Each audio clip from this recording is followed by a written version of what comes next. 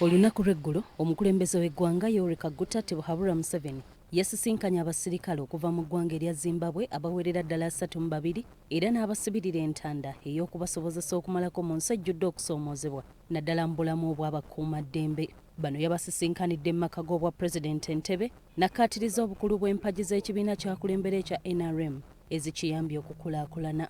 Museveni ategeezezza abasirikale bano nga bwe beetaaga okutambulira ku manifesito y'ekibiina ki NRM ey'okwekulaakulanya kibayamba okugenda mu maaso n'okwewala okwesigama ku buyambi n'obuvujjirizi okuva mu mawanga ag'ebweru era n'anokolayo n'abakulembeze b'amawanga ga Africa baabinywera omuli n'eyaliko pulezidenti w'eggwanga lyabwe erya Zimbabwe Robert Mugabe. They give you conditions because you are not prosperous. That's how they give you conditions. They give you conditions because you are not able. Here, they try to give us conditions, but we ignore them. Because Uganda will manage with or without aid. We don't have... They cut something. I don't even remember what they were trying to do. Then they said they had removed us from the list of AGOA. You know AGOA?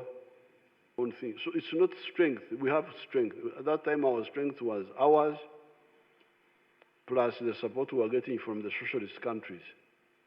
The weapons were coming from China, from Soviet Union.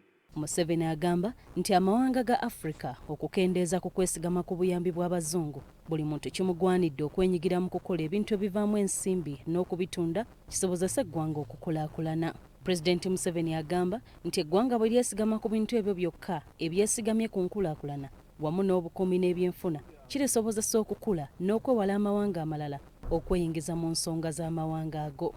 So the first issue is to deal with issues of prosperity, which you must handle correctly. If you handle it correctly, there is no way. Uganda doesn't need anything. The only thing we need from outside now is petroleum. But soon we shall be having our own petroleum. We shall be exploiting our... So we really need nothing except our African brothers. And it was divided into 4 groups. One group is the one which is visiting Uganda. The other group is visiting Cote d'Ivoire. The other one Equatorial Guinea. And the other one is in Tanzania. Thank you, sir.